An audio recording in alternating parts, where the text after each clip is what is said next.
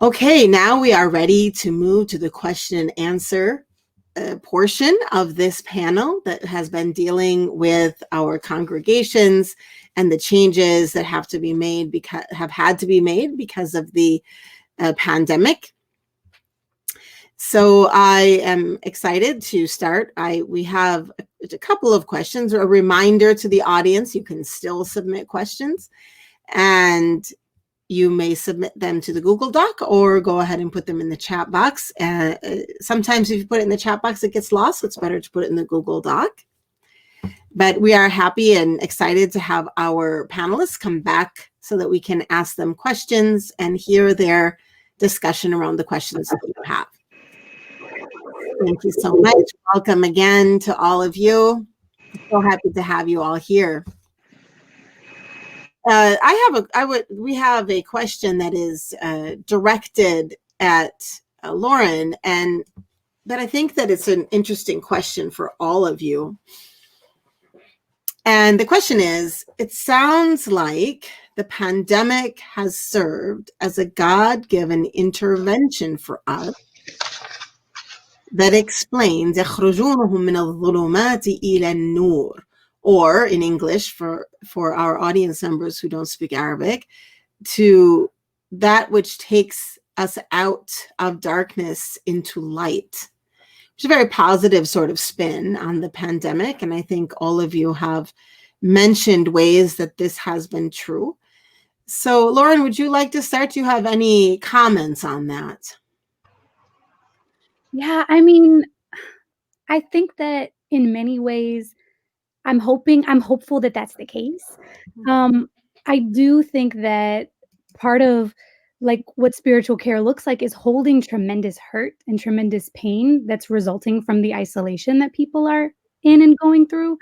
For example, I mean, like one of our the first community member that we had who lost a parent during COVID, I remember like there were weeks where she couldn't bring herself to attend. She couldn't turn her camera on. And like when she started to come back, she was like, she reached out and she's like, I just can't fully show up as my whole self because I'm still grieving and this is as present as I can be. Is that okay? And it turns out she was getting lots of support outside of the structures, but that was based on the strength of the relationships that were developed. And it's nothing that I feel like I felt very limited in terms of like content and solution-based structure that could support her. The relationships she developed with other participants are what ultimately brought her through. Although the knowledge, she mentioned the dua class that we had taught, how when her father passed, her family didn't know what to do. And she remembered, well, I know how to pray from Senator DC's community dua, we do this in practice. I can do this out loud. Let me use what I've learned to help support my family. And like that pressure and that terrible circumstance that she was put in allowed her to become the light for her family. And so I think that there's moments of individual growth, there's moments of really meaningful connection that are happening between participants, and that as a community, our job is really to give the shell and the structure that allows for the engagement and the relationships to bloom. And I hope that in that way we get to be connected to, related to in some way. We're part of that light that Allah is actually like bringing us through this difficult experience to come to the other side. Inshallah. It's still hard though. Yeah, for sure. Does anyone else have any comments about this idea that could it be that the pandemic is something that is bringing us out of sort of a state of darkness into light? Assalamu alaikum. Alaikum salam. I have spent a lot of time thinking about this. Clear that nothing happens without the permission of Allah, and clear that the state of our world was a mess. And I've come to the conclusion, both spiritually and intellectually, that there was a benefit to the earth, which has recovered from a lot of the destruction that we as a society have committed upon it. There has been an increase, I think, of compassion and caring for one another and acting, for most of us anyway, acting in a way that demonstrates concern for others through the simple act of wearing a mask. Originally, that was mentioned as a way to prevent other people from contracting COVID. It's only recently that they said it is also beneficial to you, to the wearer. Mm. And so I think everything slowed down. I think Allah has given us an opportunity to reflect and to contemplate and to reset, recalibrate ourselves, for humanity to recalibrate itself. Yeah. And I do not deny the pain and the suffering and the loss and the devastation that this pandemic has brought into the lives of so many. But in all things, there is opportunity to say Alhamdulillah. And I believe this is one of them. MashaAllah. Yes. MashaAllah. I have a question here for, oh, yes, please go ahead, Dr. Abdallah. Yes. I like just to say something, so that we say in the Islamic theology, the belief in God don't protect us against qada and qadar, but believe in God is helping us to deal different with qada and qadar. So the important subject I discuss in the community all the times, to see pandemic as a punishment. It's not new subject in the Islamic theology. We discuss this many times. It's punishment, this mercy of God. But you have to understand, this is believe in God helping us to deal different with some these things. And we have in the history of Yusuf alayhi salam, was a very different subject. We speak all the time about patience. And patience, we have in every religion, we have in every country, in every culture. We have patience with our sons, we have patience with our manager, we have patience with our life. But the patience in Islam is different. Quran called it sabrun jameel. This is the different patience in Islam. So we deal as a believer in the pandemic time different in the way we make not only sabr, but only the sabr jameel. And the closest of Yusuf alayhi salam, who brings the bad news to Yaqub, the closest for him was the blood, he's dead, was the same closest, if you speak from dark to nur, was the same closest who bring him her eyes back to say, اذهبوا بقميصي هذا فألقوه على وجه أبيكم يأتي بصيرا يرتد بصيرا وأتوني بأهلكم أجمعين. So we have to read the actions different with oblivious eyes. The adhan in Islam, the adhan we hear it five times in a day. Allahu Akbar. It's normal. But in the pandemic time, we have to understand adhan as give us hopeful and trust in God. Pandemic is gross, it's kabir, but God is Akbar. So we have to mention the people to use the pandemic, not to bring him from dark to light, just to help him to see something in life we don't realize it, because the life is very quickly. No, we have to step by step with the words we repeat, with the actions, with our family, and to understand the religion again, to reflect about some dogmatic subjects. We don't reflect about it because we don't have time for this. I think this is very important subject to discuss this in the communities about the pandemic, and how can we move, can interpret some verses like this. Yeah. Thank you. Yes, thank you for that. I'm going to ask a different question that we have here for Insha and Sanaa, if you don't mind.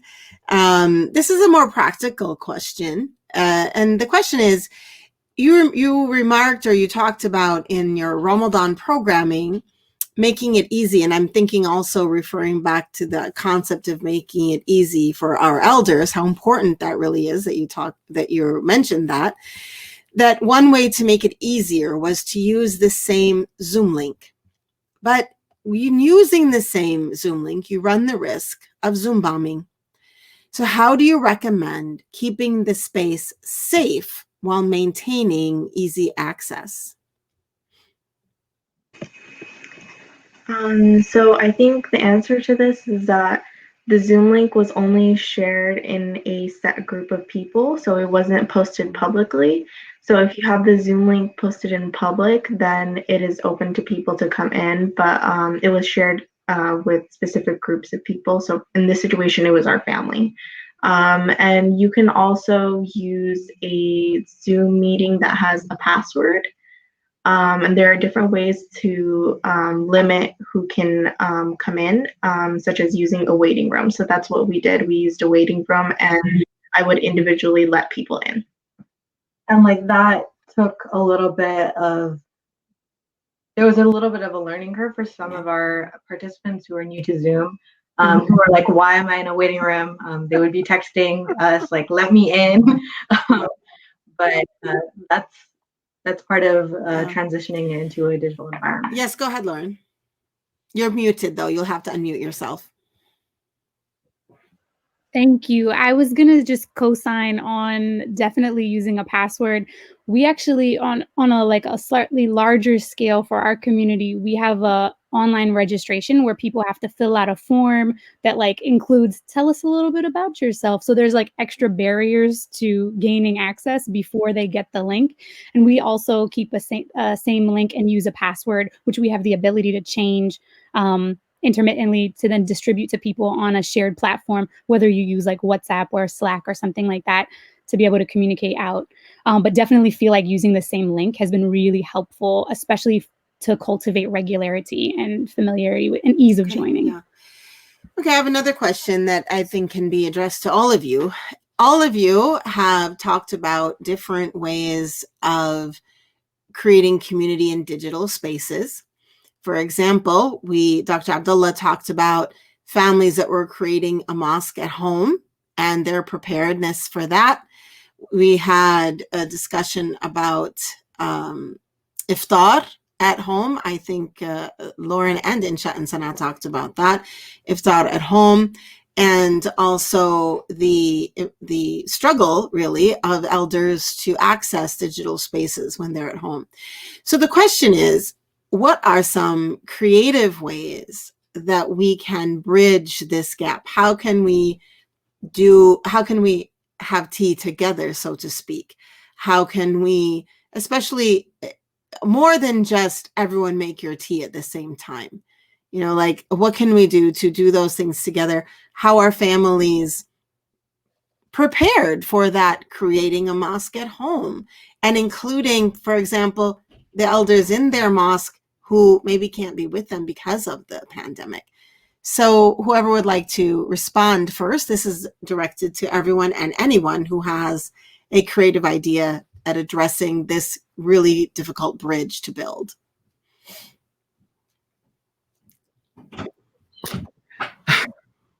The first thing I would like to say is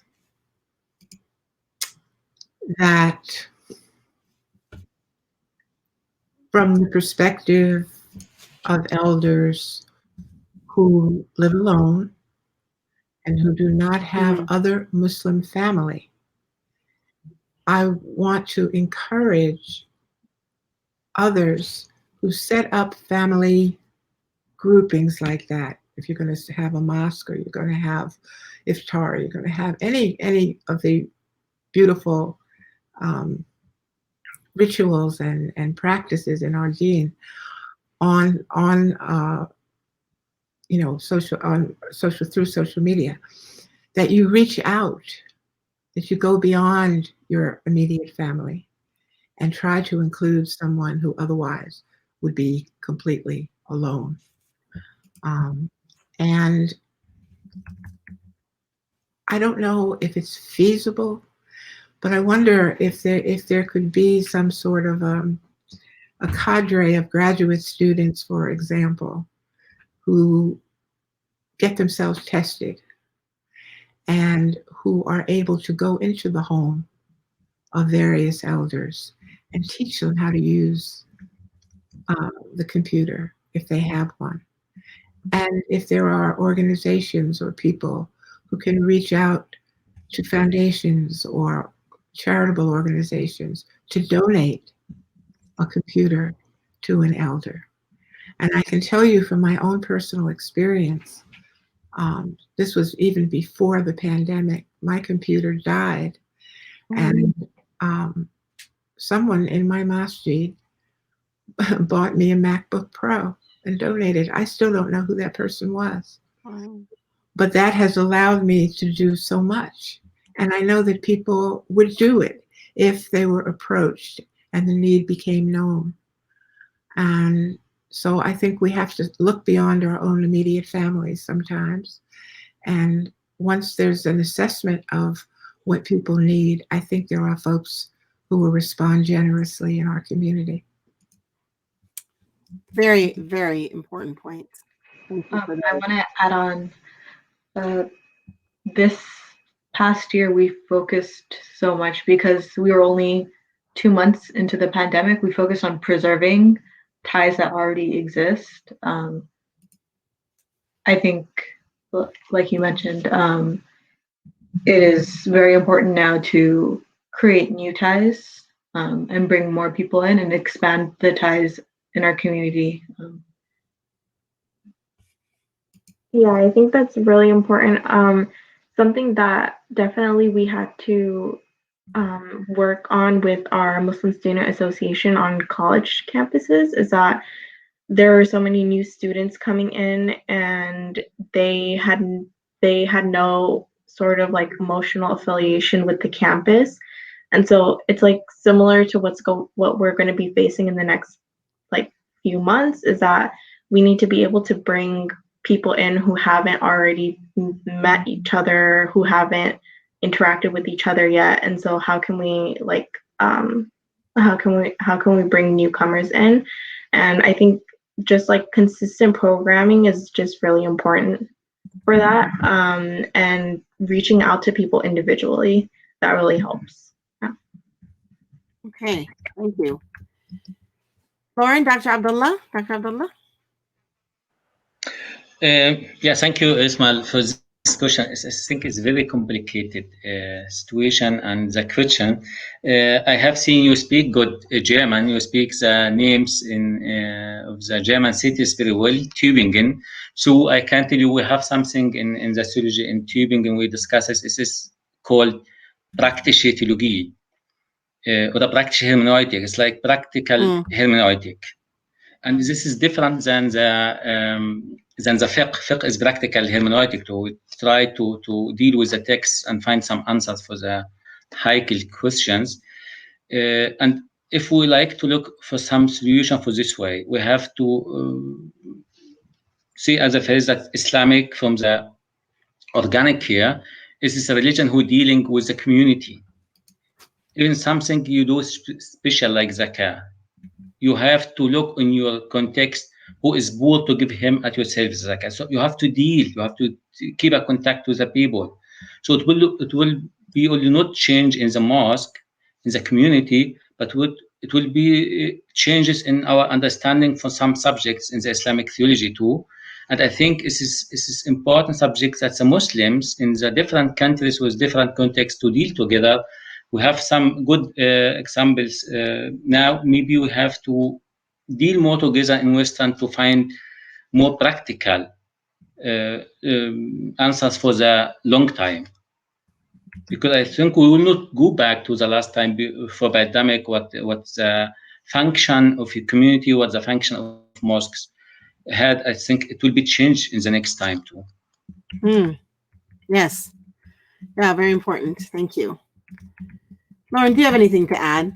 I mean, the only thing I can really think of is like, part of it is dramatically changing the way we think about online space. So we're actually in people's living rooms. And a lot of times the tendency in professional world is like, let's get a clean background. Let's have, make sure your lighting is. But in many ways, we're actually able to be in community with people in their homes. So like during Ramadan, we would have people cooking and making food together, or like talking about what we're eating and eating in front of the screen. And that was part of some of the joys that came out of like these gatherings that you might get in those like the interactions that come naturally, that happen by accident. And part of that requires us being vulnerable in front of the camera and willing to turn it on and willing to share parts of ourselves that normally we don't even have the chance to. So part of it is our approach and the way we think about online. Like it's not just like it's meaningful community. It can happen. And I also really love the idea of phone trees. We partnered with Masjid Muhammad in DC to help make phone calls and match up volunteers to call and check in on some of the pioneers in that community. And to be honest, I think that model is useful for elders. It was useful for our people who are making the phone calls as well as those receiving them, but also like we should be calling each other in that same way because people are experiencing Zoom fatigue. And I think part of being able to maintain and sustain is going to be coming up with alternative creative ways of not connecting, not on Zoom, because people are tired and there's a barrier to logging on. Okay, I'm going to summarize what you all have said because everyone has come together with a lot of different ideas. And this is what you've all said together. To be sure in our work, especially in the upcoming days as we continue in the pandemic, to include others that are non-family folk in all of our different activities, especially the home activities, to really think about that. To get creative around finding some volunteers who would be willing to be isolated for 2 weeks, tested to be sure they don't have COVID, have that isolation, and then be able to go into the homes of elders and bring with them gifts of technology as well as teaching our elders how to set it up. And I would add to that, including like some kind of button that has to be pushed. Make it really simple. So not a whole lot of stuff on that piece of technology. Also, we have to expand and create ties and relationships, especially with newcomers to community, and to find them that consistent programming and individually reaching out is really helpful. And we can jump to the end and add to individual reaching out the idea of phone trees. They're especially good for elders. And also I heard you say that maybe Zoom fatigue could be solved with phone calls. Also, a really important theological or philosophical point, or maybe metaphorical point, is the connection of zakah to this work, really the principle of zakah that encourages us to find practical ways to manage long-term and to understand in this creativity that we won't be going back to old functions. It's going to change. And so this dramatic change is happening. And so we need to now talk about being vulnerable together in these new spaces and maybe doing some more research in community in digital spaces, of which Heidi Campbell is a pioneer in that research. I recommend her books to anyone who's interested in community in online spaces.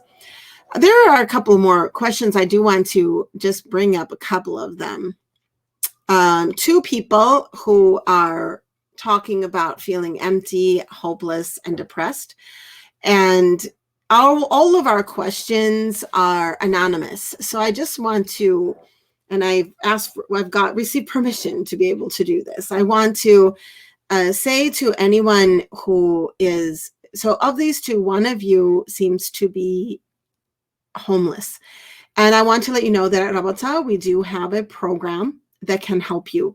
So if you would please email rabatacare@rabata.org, rabatacare@rabata.org. You will be emailed a form to fill out, and we'll see if we can't help you with that particular situation. Now, regarding loneliness, we also have a number of programs that help to come together that are going on right now. We've done 20,000 hours of online worship programs this 2020 year since the pandemic began. And there's a lot of community building happening. So I also would like to tell you that you can email circlesoflight@rabata.org in order to that's rabatacare@rabata.org for financial assistance. You will have to fill out a form. We do have to make sure you're human and real, etc., etc. But circlesoflight@rabata.org is for if you're feeling lonely and you would like to get connected with some online community, especially if you don't have anyone in your area. You could also maybe find some people in your area in our various chapters, depending on where you're from. For chapters, you could email chapters@rabata.org. Sorry for all of the email addresses. One more question here. How can non-Muslims, as friends or researchers, contribute to community building? that one, I'm going to repeat it because I was kind of talking on my own, and maybe I wasn't, I didn't even give you guys a chance to respond to. So we have 2 questions here. I want to give you a chance to respond to both of them because I kind of jumped in and responded to the first. The first ones are all about in loneliness, feeling empty, feeling hopeless, feeling depressed. What are your words of advice? That's the first question. And the second question, feel free to respond to both or just one. The second question is, as a non-Muslim, as a friend, as a researcher, how can our non-Muslim allies and friends and sisters and brothers contribute to community building? So feel free to address either of those questions.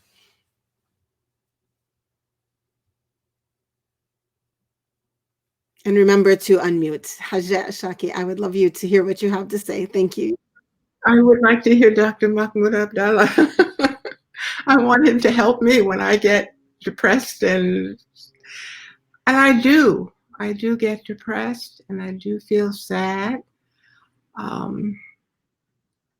And my refuge is always crying to Allah, talking to Allah.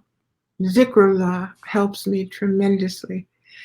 Salatul Fatih calms my heart, and it's the only medication. It's the only medication. There's nothing else really for me, and I recommend it, but I also understand that sometimes people can be in such despair that even that is beyond their ability. But Allah hears you, and Allah loves you, and if you turn to Him, Wallahi, you will find solutions, and you will find solace in your heart. And thank you. And as we are actually at the very end of our time. So what I'm going to suggest for both of these questions is that you do reach out to our panelists and see what they have to say via email. I think especially via email or whatever other ways that we have to respond to you within this conference. Thank you very much to all of our panelists. You have all been very enlightening. And really, I believe you've brought us all hope and direction. And direction is really part of hope. There's clear direction from all of you, incredible practical points from all of you. And I really appreciate your time and your energy and your hope for the community and your hard work for the community that you are doing every single day. Thank you to Dr. Mattson for this conference and the opportunity to think about these things together. Thank you to all the listeners as well for being here and bringing yourselves. And we shall remember to consider being vulnerable and to walk forward in goodness. Thank you very much.